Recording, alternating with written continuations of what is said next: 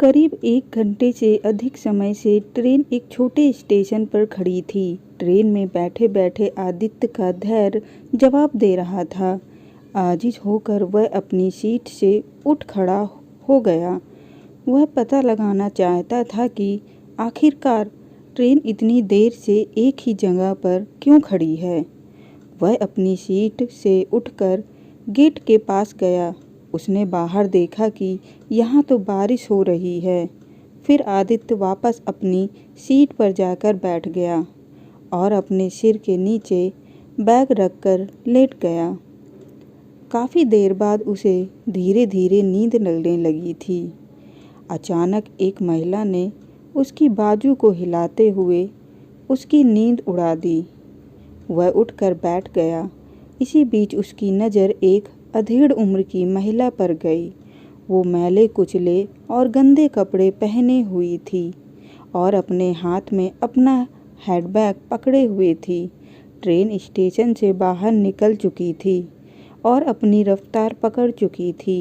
नींद में आदित्य को इस बात की तनिक भनक भी नहीं लगी कि कब उसका हैंडबैग उसके सिर के नीचे से फिसल कर नीचे फर्श पर गिर गया था। आदित्य ने फटाक से अपना बैग उस महिला के हाथ से ले लिया और चेक करने लगा कि कहीं उसका पर्स और अन्य सामान गायब तो नहीं है। ज्यों ही उसने अपना बैग खोला तो अंदर अपनी माँ का शॉल देखकर आश्चर्यचकित रह गया। बैग में सारे सामान व्यवस्थित तरीके से रखे हुए थे।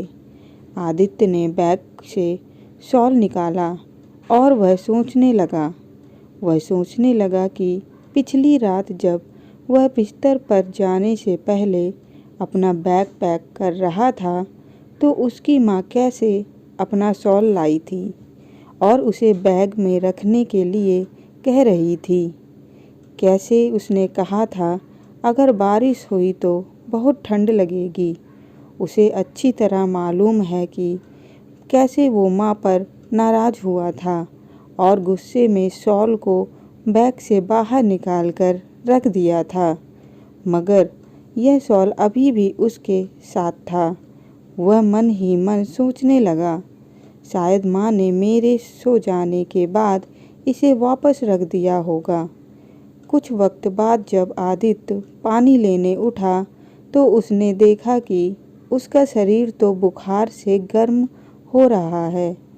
खुद को असहाय महसूस करते हुए उसने तुरंत अपनी माँ को कॉल किया और बोला, माँ, कल रात तुमने मुझे कुछ मेडिसिन का पैकेट देना चाह रही थी। इससे पहले कि आदित्य अपनी बात पूरी करता, उधर से उसकी माँ बोल पड़ी, बेटा, तुम्हारे सिर में दर्द है क्या? आदित्य कतई जाहिर नहीं करना चाहता था कि उसके बुखार के बारे में जानकर उसकी माँ बेवजह परेशान हो, इसलिए उसने कह दिया, हाँ माँ। उसकी माँ बोली, मैंने तुम्हारे हैंडबैग की सामने वाली जेब में दवा का पैकेट रखा है।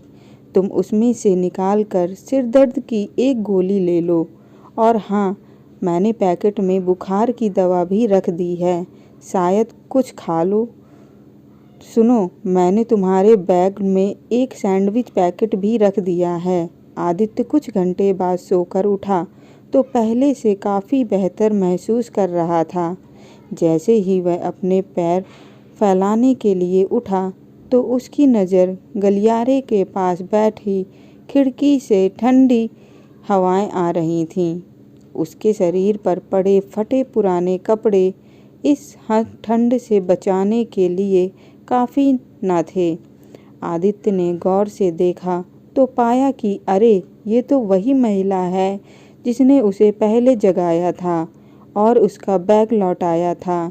बिना सोचे समझे आदित्य ने बैग से अपनी माँ का शॉल बाहर निकाला और ठंड से कांप से बचने बच्चे को उड़ा दिया। उसने देखा कि बच्चा कैसे जब अब सुकून से सो गया है। आदित्य सोचने लगा, वह एक नहीं बल्कि 2 माँ के प्यार की तपिश ही कुछ ऐसे ही है।